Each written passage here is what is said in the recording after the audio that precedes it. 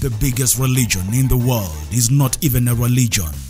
Welcome to Business Sports with Clarisse.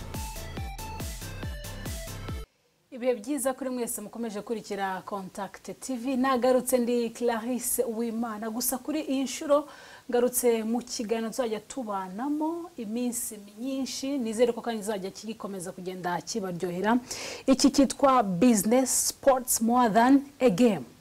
Toujours ndi mu bigendanye n'imikino, ariko byo birenze game, birenze umukino, ahubwo ni imikino izajya bivanze na business. Ese ni gute umukino cyangwa se imikino itandukanye ishobora gutuma cyangwa se ishobora kubyarira inyungu? Iyo tuvuze business ni inyungu muri rusange. Tuzajya tuganira n'abantu batandukanye, imikino itandukanye, yaba ari tennis, football, volleyball, basketball, swimming, tuvuga imikino yaba ari kumasha, yaba ari imikino ya cricket ndetse n'iyindi. Ngaye nguko kuri uyu munsi munyemerere nangire muha ikaze. Nge ndamuzi ariko anyemerere atangire yibwira abaduteze cyangwa se abadukurikiye kugeza kuri aka kanya. Mwiriho neza cyangwa se muraho neza manager? Muraho neza.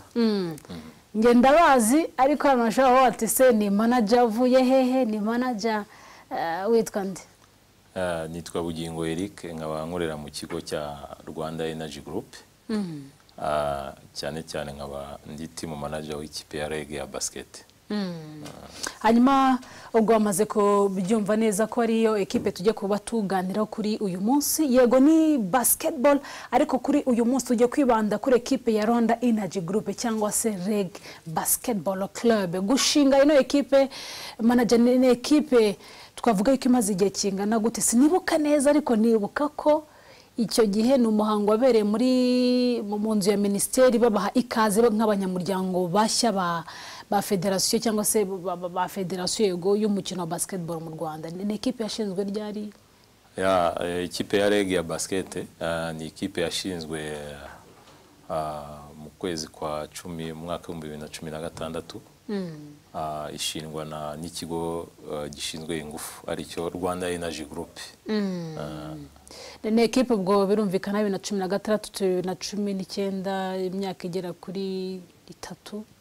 Navuga ko ni ekipe y'ubukombe. Hanyuma target bayishinga yariye, kuko urumva ni ikigo gishinzwe amazi, ingufu.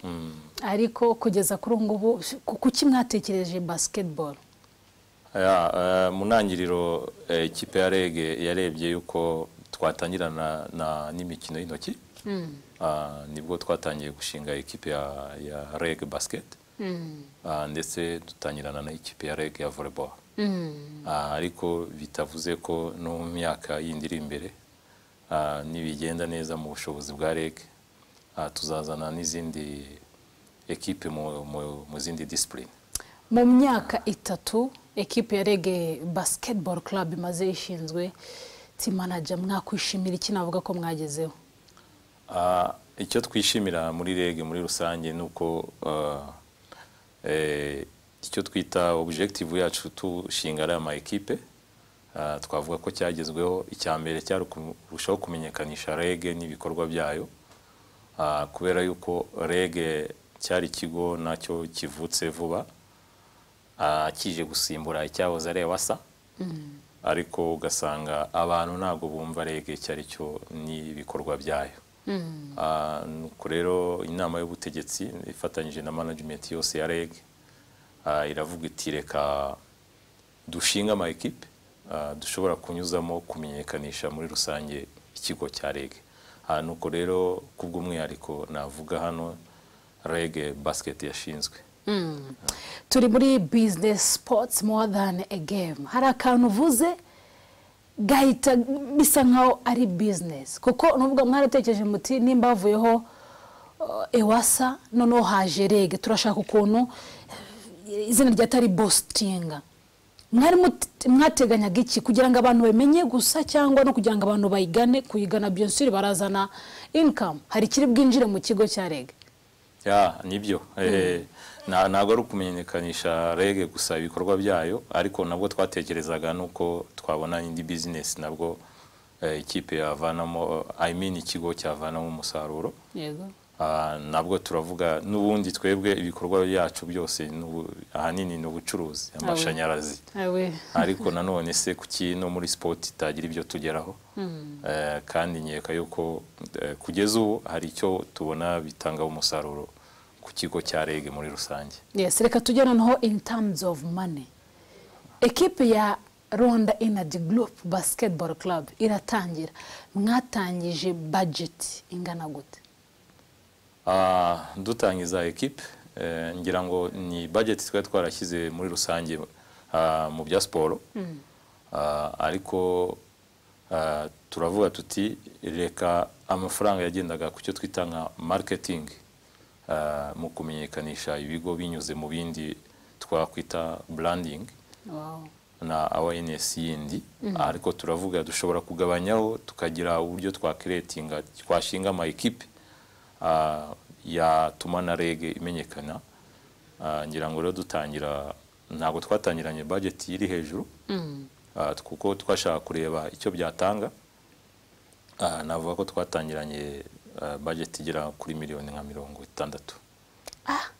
Ni menshi umukino w'intoki. Wari umwaka wa mbere? Wari umwaka wa mbere tugitangirana na equipe.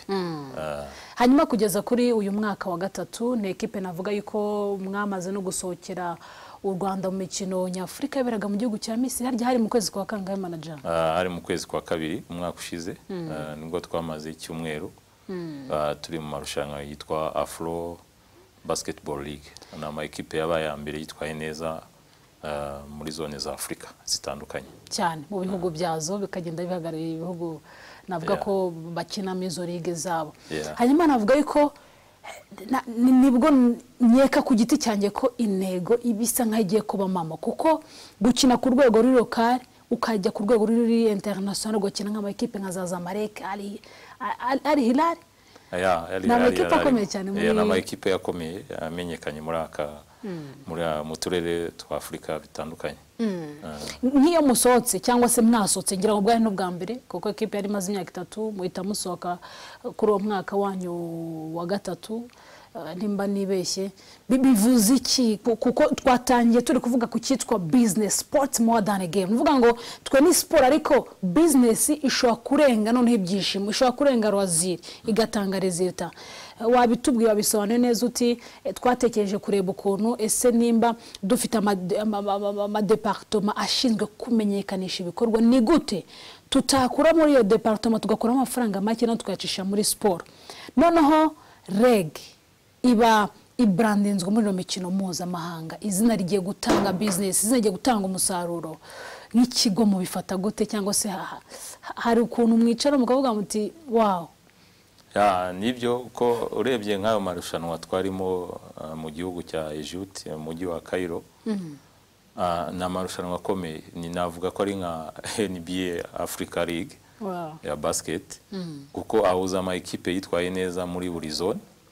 So nka rege rero twari tubarizwaga muri zone 5, twari twarabonye ticket tuvuye mu gihugu cya Tanzania mu kino y'akarere ka gatanu. Twazamutse turi ama equipe ya 3 meza, ngira ngo twabonye umwanya wa gatatu. Biduhesha rero ishema ryo guhagararira iyo zone ya gatanu mu marushanwa ya NBA Africa. Mu by'ukuri rero bijyananishije na business sport, nuko ayo marushanwa arakomeye kandi yafiteho azamura business ya equipe. Kuko ngira ngo phase twari tugezemo ya mbere, round ya mbere y'amajonjora cyangwa se eliminatoire, yagomba gusiga ama equipe ya mbere agomba kujya muri eliminatoire yindi. Ukuzamuka muri buri eliminatoire, muri buri phase, hari amafaranga ubona, hari byo NBA Africa ikugenera, ndetse byatuma utwarana n'igikombe cyangwa utsinze umukino wa nyuma cyangwa se ugiye mu mikino ya nyuma, hari andi mafaranga ubona. Icyo gihe rero bitanga umusaruro mwiza kuri equipe, hari ibyo biza gufasha muri equipe ndetse no muri rusange ku kigo.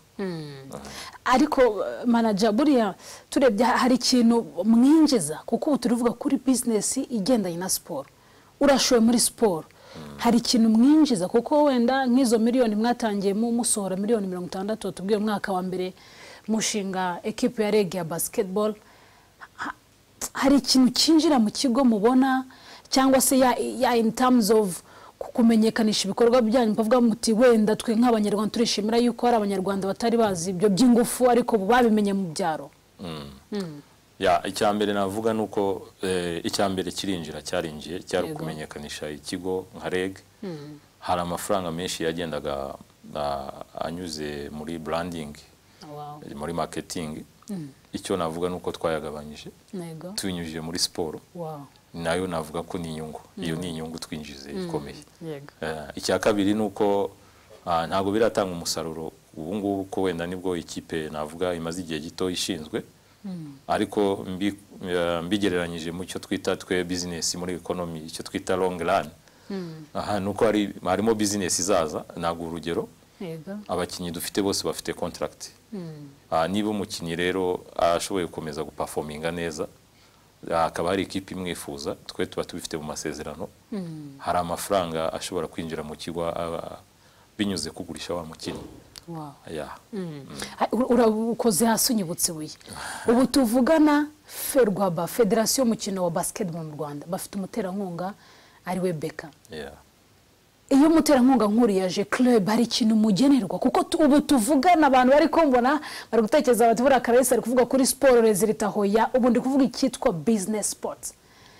In terms of cash, amafaranga, hari ikintu Federation iha abanyamuryango nimwe ama club?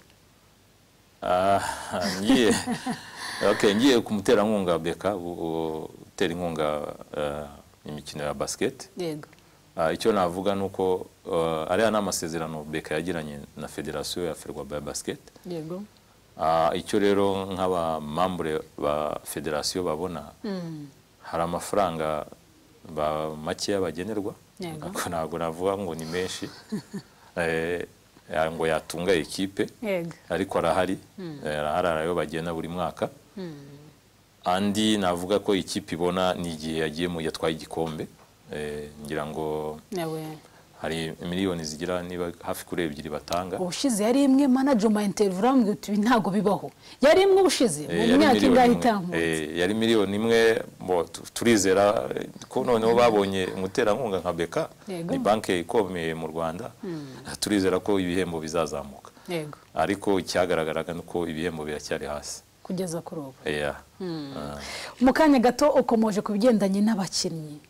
Ubu tuvugana equipe ya Reg cyangwa se Rwanda Energy Group Basketball Club ni nko equipe afite abakinnyi mu contribute muri equipe nationale nka 80%, kuko usanga bakamika bang abasore nka ba Patrick, abasore nka ba Linda, abasore nka ba Bienvenue bitabazwa muri equipe nationale. Reka twigarukire kuri club yanyu in terms of business sports. Ama equipe twakomeje ku equipe nka za Al Hilal cyangwa Arahiri na amakipe akomeye muri basketball. Nuvuga ngo Arahiri jiga komanga iti Reg muduhereze Kamika Bank mwamutanga avuga itwera twe dufite inkombi 30 by'amadolari, mwamurekura cyangwa muri ya equipe ikomeye ivuga itwebwe no turacyashaka resulta? Business imbere twebwe twateye imbere. Iyo ushinze equipe ugomba no kugira uburyo iba managed mu rwego ruri hejuru. Twebwe rero amasezerano tugirana n'abakinnyi aba harimo iyo clause ivuga yuko ikipe imushatse, iyo equipe ijya mu kumvikana na Rwanda Energy Group, umukinnyi akaba yakurekeza muri iyo equipe, nabwo akagira amafaranga yagenerwa equipe yo kugura uwo mukinnyi. Ni byiza cyane. Nyemerera dugaruke nanone gato ku navuga ngo ni amateka mwamaze kwandika ubwo Kigali Arena yafungurwaga bwa mbere mwebwe na equipe ya Patriots mukinira muri la stade, hari n'umukuru w'igihugu nyakubahwa Perezida Paul Kagame. Manager, mwiyumvishe mukimara kubona invitation cyangwa se ubutubere bwemeza yuko ari mwe muzakina muri la stade ubwo yabaga igiye gufungurwa? ni ibintu byiza cyane mu by'ukuri iriya stade yaje ikenewe mu Rwanda ni stade iri ku rwego rwiza cyane rukomeye ngira ngo iri mu stade meza agera muri 5 ya mbere muri Afurika bitera n'imbaraga ama equipe kuzamuka no gukora kurushaho so rero tubona ubutumire bwa Federation ya Basket ko ubwo Perezida wa Repubulika nyakubahwa Perezida wa Repubulika za fungura ku mugaragaro wa arena twarabyishimiye hanyuma bihurirana nuko twari dutangiye n'amarushanwa ya playoff phase ya playoff n'uburyo bitaduhiriye umukino wa mbere nka rege ariko muri rusange byaratunejeje nk'abasportif muri rusange hari impanuro nyakubahwa Perezida wa Repubulika yaduhaye cyane cyane nakunzeho yavuze ati iyi stade dufunguye cyangwa se funguye uyu munsi ntago ariyo kuza ngo ibe umutako tuyishyiraho ngaho gusa tujye duhuriramo mu bikorwa bindi gusa ariko nibibe umwanya ku ma equipe bibe umwanya wo gukora urubyiruko ruzamuke ni ikintu twabonye gikomeye twabona ko ari motivation yahaye ama equipe yahaye umukino ishyirahamwe muri rusange rya basket nta gushidikanya twizeye ko tuzavanamo ibintu bikomeye cyane biranasanzwe iyo mwakinye na equipe ya Patriots ubikomojo yego koko mwakinaga n'umukino ubanza mu mikino ya playoffs ni imikino ibari 7 uwa mbere mwarawukinnye murawutakaza uraza kutubwira uko muzakomeza kwitegura 6 ikurikiraho ariko ubikomojo manager kugira Kigali Arena ni stade nkuru iyo mwakinyana na equipe ya Patriots mwinjiza ku gafaranga VIP akenshi mujya mugira 5 cyangwa 2 hagataho 5 cyangwa 2 no hasanzwe bakishyuza igihombi turi kuvuga ku cyitwa business sports bivuze iki kubijyanye n'agafaranga ubu navuga yuko birashoboka yuko mu mikino buriya asundi mwakira nk'ingahe kuko ni 6 mwakira 3 ni 3 akabamo umukino wa barrage iyo bibaye ngombwa mu mikino 3 birashoboka yuko equipe ishobora kuramo wenda nka miliyoni zinga ishobora kwazafasha equipe mu gukomeza kubaho nibyo birashoboka iyo turebye ubundi ku makuru atugeraho Arena Stadium ubungu kuyikodesha ngira ni miliyoni 9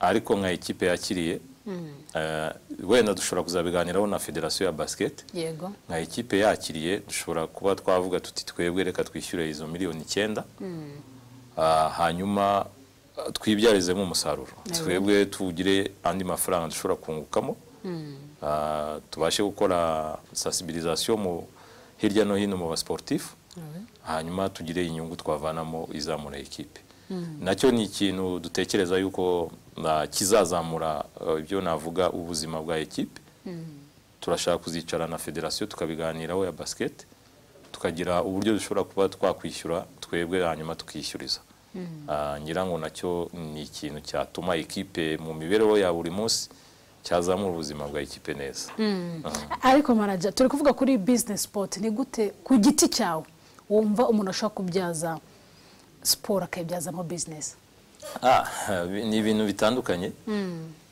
icyambere wenda utuvuge ufite equipe nziza izwi cyane mu rwego rwa Afurika cyangwa se mpuzamahanga nuko nanone biterwa n'ubushobozi bwa equipe ariko iyo ufite nka stade yawe icyambere ufite nka stade mu gihe wakiriye imikino ushobora wowe ubwawe kwishyuza ukabona amafaranga agufasha icyo ni icyambere muri business sport nanone ushobora kubyaza umusaruro abakinnyi bawe ngewe nshobora kuba mfite umukinnyi wanjye mwiza performinga neza nshobora kuvuga ngo uyu mukinnyi nshobora kumugaragaza ku mugaragaro mu mandi makipe amukeneye avuga umukinnyi wanjye kugira ngo umutware mushobora kuma miliyoni 30 ikipe yumva yazitanga iraza mukaganira ukamutanga icyo nacyo ni kimwe hari ikindi nanone kibaho hariho partnership ushobora kugirana n'ibigo bikomeye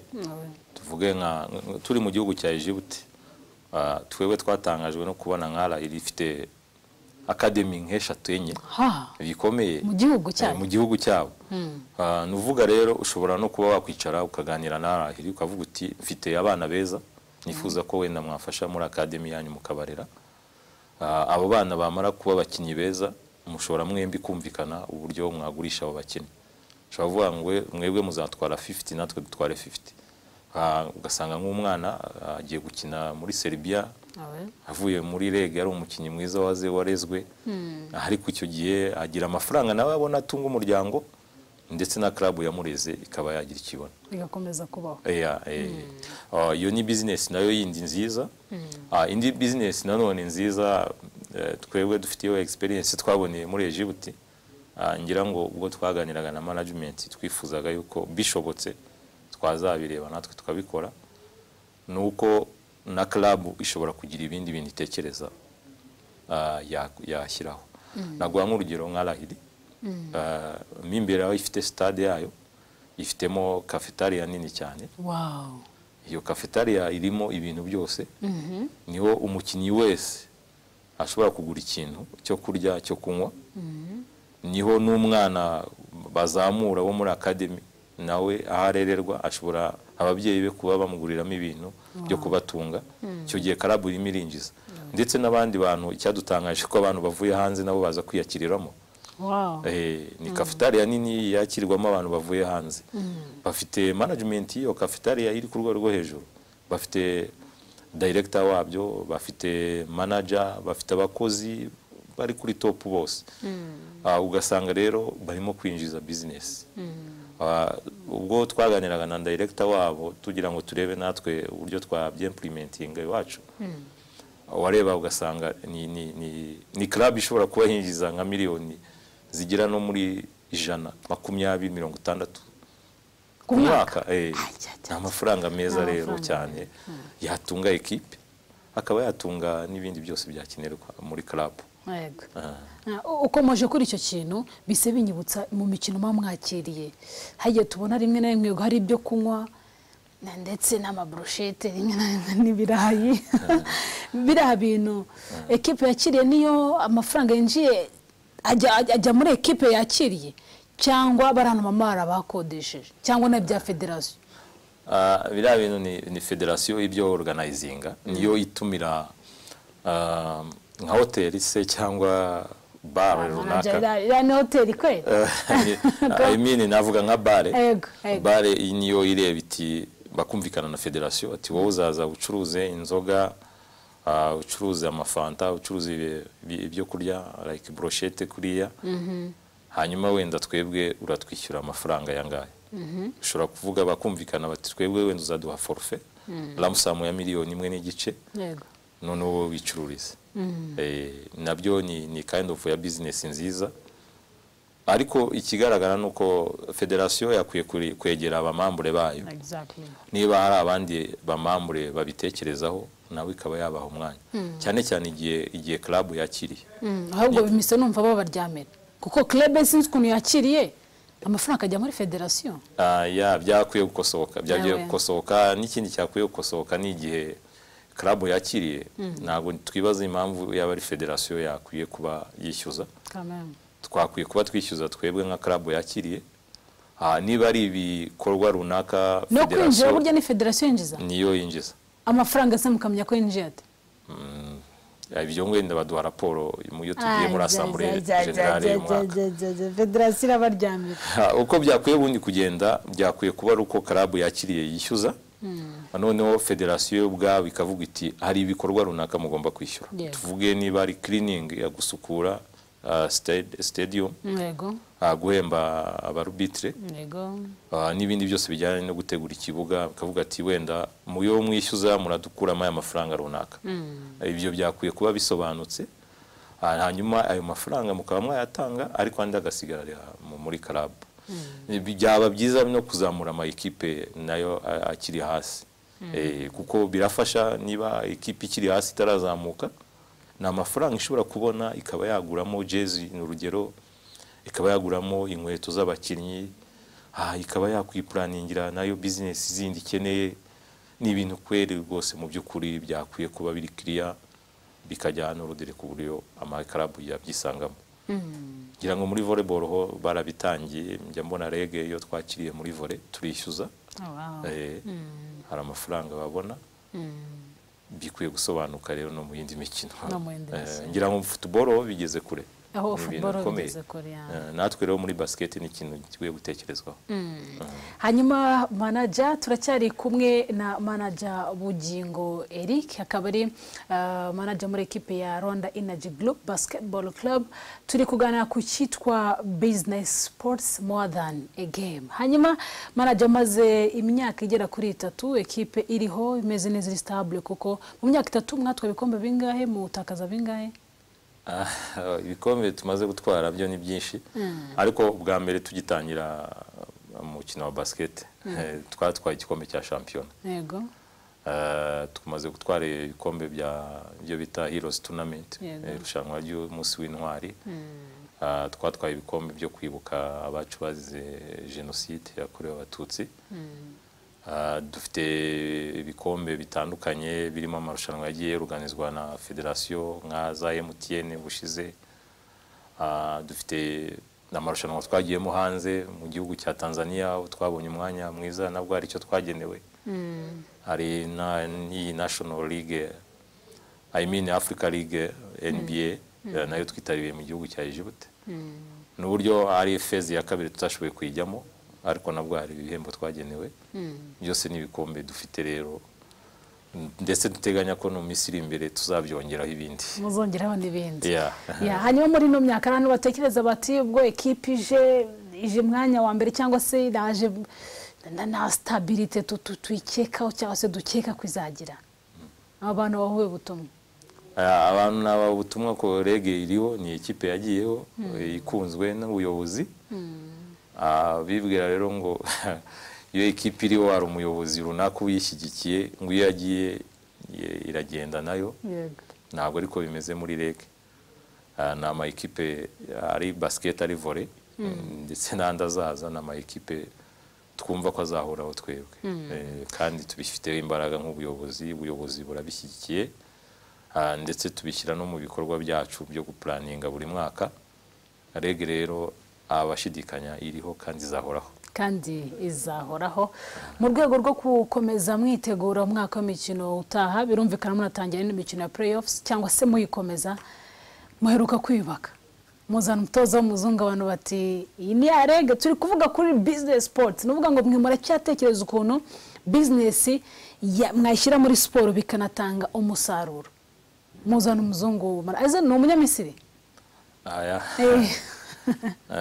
Twazanye umutoza yitwa Igor Kovasovic, akaba akomoka mu gihugu cya Serbia. Akaba kandi yarabaye mu gihe kinini muri US. Akaba afite experience cyane mu gutoza ama equipe muri rusange muri basket, ndetse akaba yaranatoje abakoci bakiri batoya, abo bita young coach.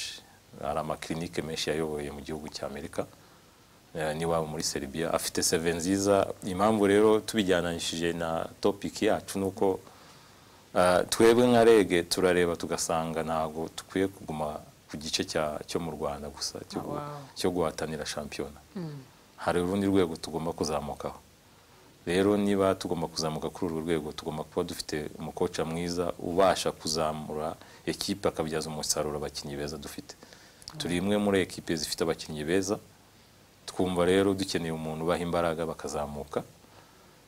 Deni n'aya ma equipe abashaka yo hanze akagura umukinnyi ubona ko umaze guperforminga, hanyuma ubuzima bw'umukinnyi bukazamuka n'umuryango we, ndetse nka rege natwe tukagira icyo twinjiza muri club. Turi kuvuga kuri business sports, manager konkorera ahantu neza. Ayo mpamvu ze gutyo nuko uri kwitsa cyane kuri business, kuko turaza no gusoza manager tubwira abantu batinya kujya muri sport bajyana mu cyangwa se bajya gukora mu business. Ariko tukiri gukomeza kubaka equipe, manager nyuma yo kuzana n'umutoza, ndabyo ku mwaka ushize ubwo mwatwerekaga abakinnyi bashya, harimo umunyakameruni wa mutipe wari wicaye inyuma gutye, si yari umunyakameruni, yari umunyakameruni. Mukomeza kwiyubaka noneho uno mwaka w'imikino muratekereza kubihindura abakinnyi kugira ngo business ikomeze nyamuneka mu gafaranga kinjire muri equipe. Nibyo nibyo turateganya ko umwaka utaha ubu tugiye kwinjira mu marushanwa yandi, tugiye kwinjira mu irushanwa bita zone 5.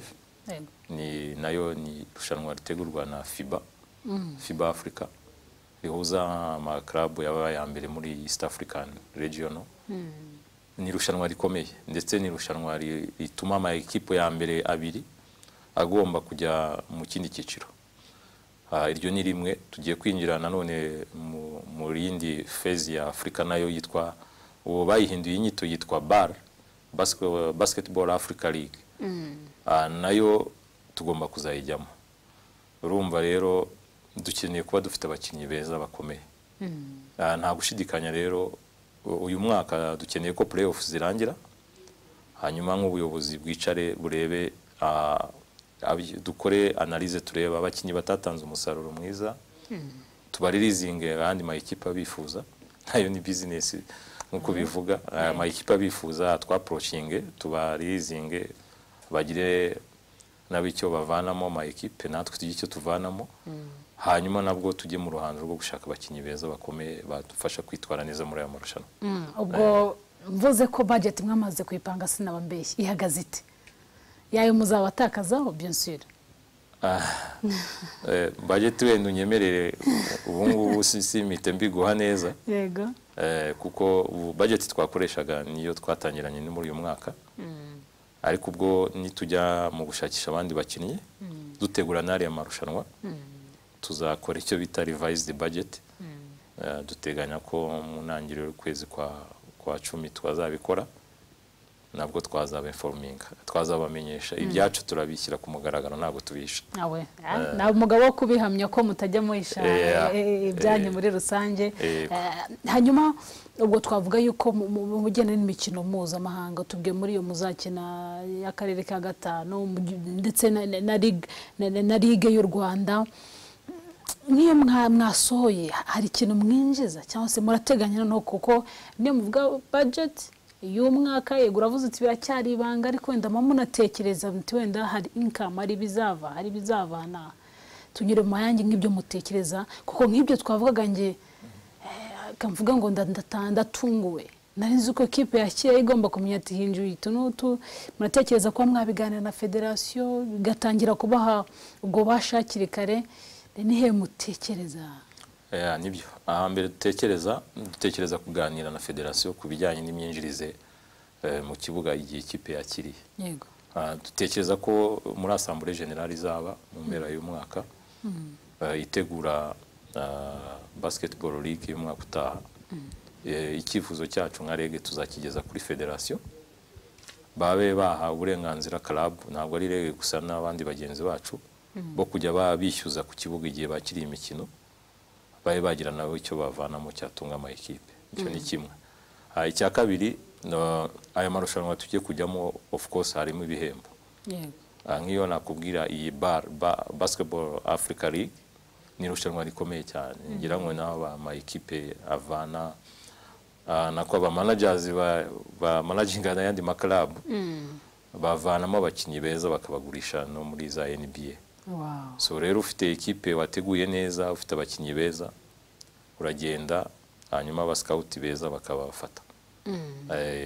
Nagwa nk'urugero nk'umukinnyi Berek, ubwo twari muri Egypte yitwaye neza, arama ekipe yo muri Turkiya, n'indi kipe yo muri Serbia, ngira ngo ni ikipe yo muri Egypte nayo zamwifuzaga. Hari ibyo tutashoboye kumvikanaho nka rege, kuko twabonaga bitaduha umusaruro dukurikije ibyo tumutanzeho. Duhitamo ko umukinnyi yaba agumye muri ekipe kuzageza igihe tuzumva twamurekura tukaba twamugurisha. Icyo ni icya kabiri. Icya gatatu nuko nayo marushanwa tujyamo hari ibihembo vanamo. Nk'iyo nakubwiraga BAR, iyi ni irushanwa rigena amafaranga meza agera hafi kuri miliyoni 100 z'amanyarwanda ikipe yatsinze. Ngo rero naho twumva yuko tugomba kugerageza kuba twakwitwara neza, cyane cyane ko imikino ya nyuma y'iyo Basketball Africa League izabera mu Rwanda muri Arena. Semi final and final zizabera mu Rwanda. Byaba byiza rero imwe muri club zo mu Rwanda igaragaye muri iyo mikino, natwe twaba twabona kuri ayo mafaranga. Urebye nguye nk'urugero rworoshye, twebwe nka rege dushobora gukora jezi zacu za rege. Yego. tukaza twumvikana nka Contact FM. Yego. Ni urugero twumvikana tuti rero turashaka kwamamaza Contact FM. Kuri jezi zacu dufiteho logo ya REG, turashaka gushyiraho logo ya Contact FM. Yego. Noneho tukaba twagirana contract imeze nka partnership y'imikorere, tukajya twamamaza Contact FM tubinyujije mu mikino yacu ya basket. Yego. Biri kuri jezi, biri kuri training z'abakinnyi, tukabinyuzamo mu gihe twe turimo gukina, mukajya mubona message ya Contact FM ariko yanditse kuri REG ku majezi. Ibyo rero nabyo ni business ishobora gutegurwa neza, ikigwa neza, ikabyara umusaruro. Hari ibindi bihugu byabikoze bigeze kure cyane.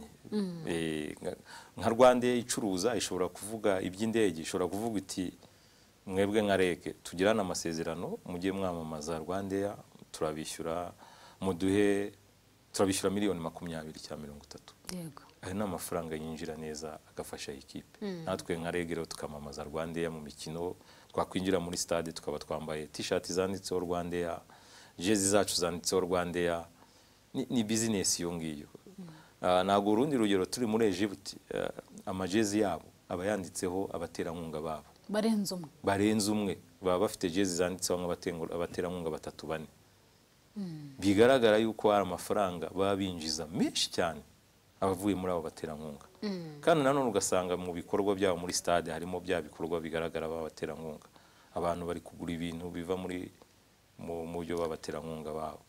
Gusa ni business rero nziza cyane, amaklabo yayirebaho akabyigaho kandi byatwara umusaruro. Ikindi kintu ni uburyo nanone ushobora kugira production ivuye mu bikorwa nako navuga mu byo ukoresha muri equipment zawe, material zawe. Nago urugero, dushobora kuba twebwe tuvuga tuti REG reka dukore t-shirt nziza, dukore track suit nziza ya REG, ariko twandikeho nanone Rwanda. Iyo track suit tuyamamaze, tuyishakire publicité nziza, yamamare, ikipe imenyekane, ijye no hanze bayimenye, hanyuma natwe dushake magazine nziza zicuruza, tugire ama contract nabo, partenariat tugirana nabo, bacuruze za jezi zacu za track suit.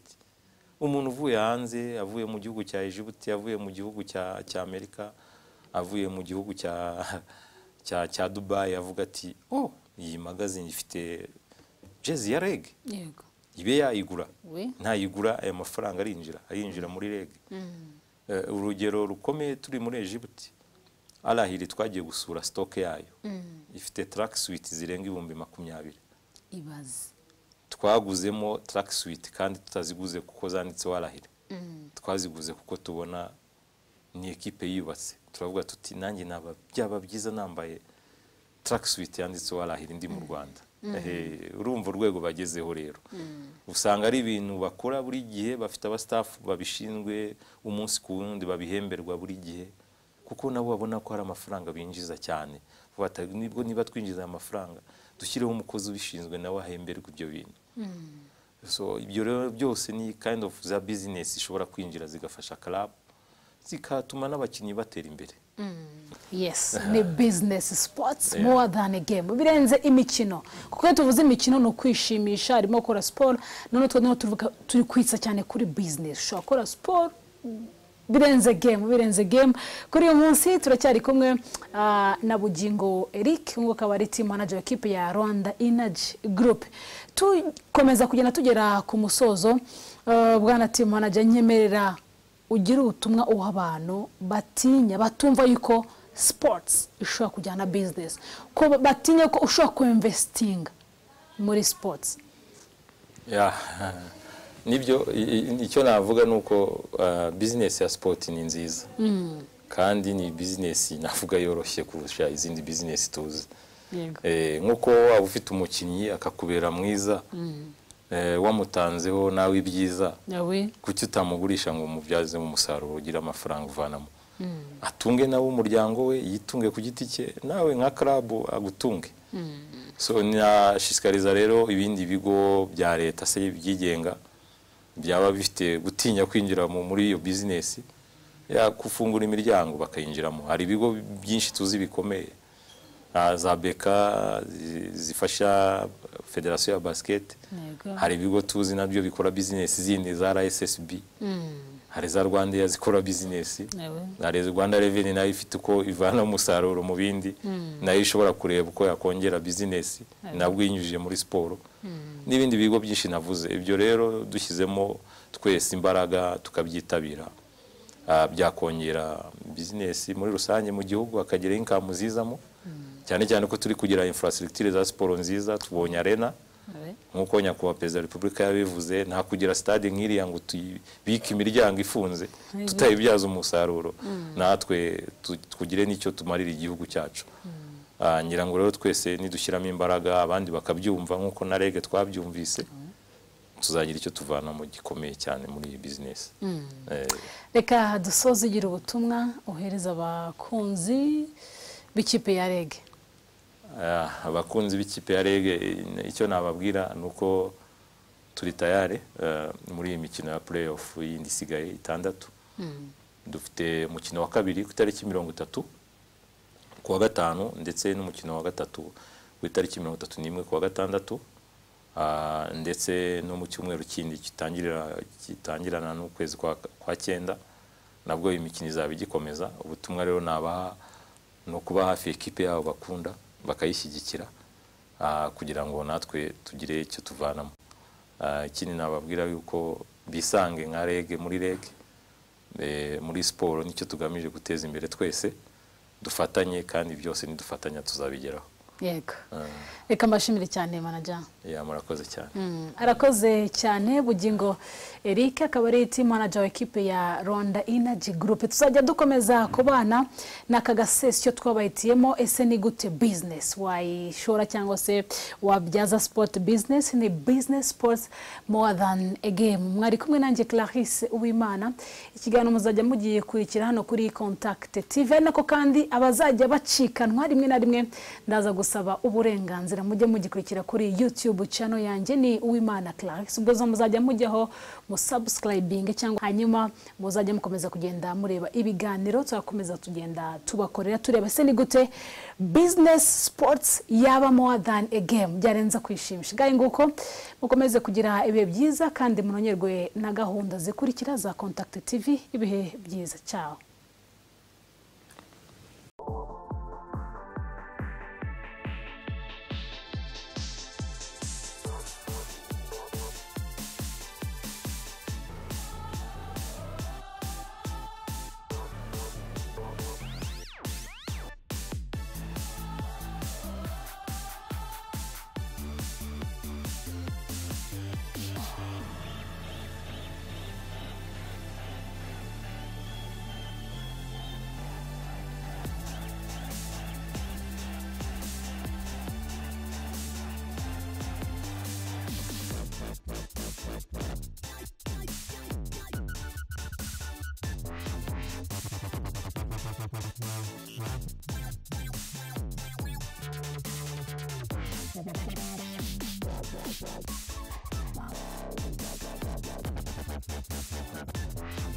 The biggest religion in the world is not even a religion. Welcome to Business Sports with Clarisse.